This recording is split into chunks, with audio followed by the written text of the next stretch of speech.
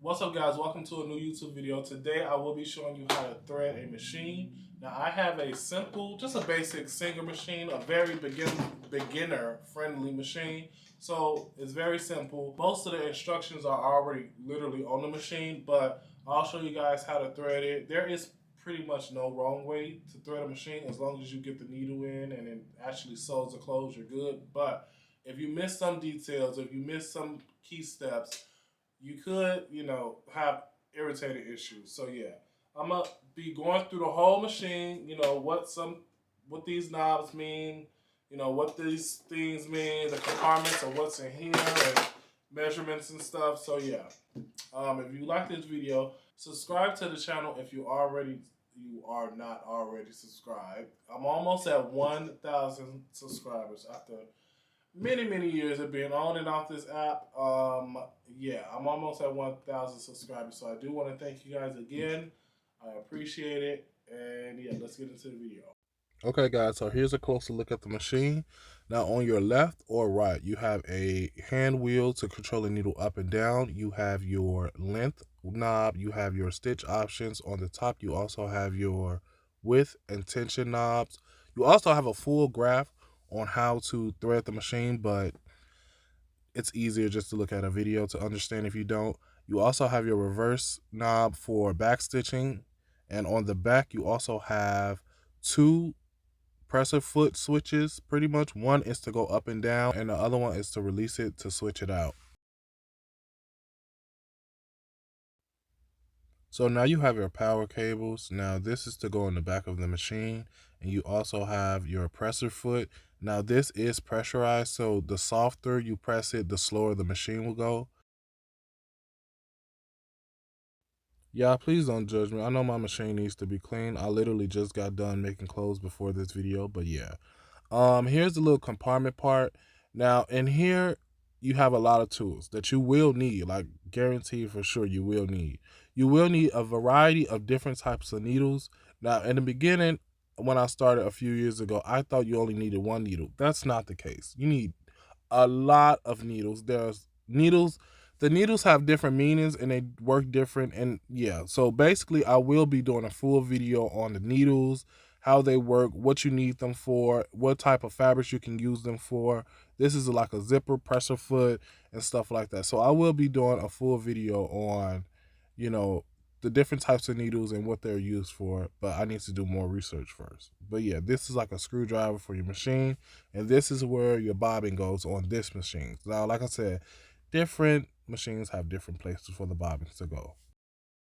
Okay, guys, now it's time to load the bobbin. Now, for this part, I normally just have the thread facing me on top of like that. I can't explain it. It's perfect. It's just showing you guys. But yeah, do the first two steps as far as like hooking it on that little hook and then twisting it around that screw.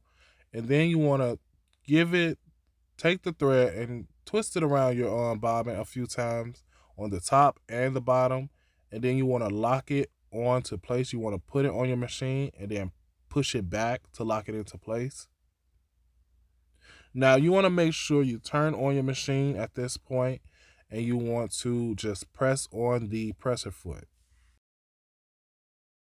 Now it will stop going once it gets full, so you don't really have to worry about that. So yeah, once you do that, you want to push it back forward, and then you want to just cut it off with some scissors or something, and then you want to load your thread on your machine.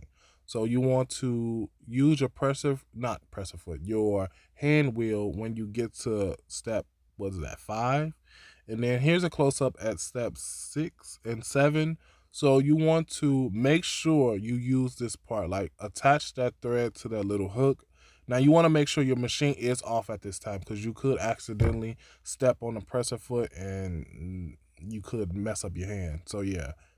Okay, now once you get it through that little hook, snip it with some scissors to make it way easier and then loop it through the little hole on the needle. And here's loading the bobbin.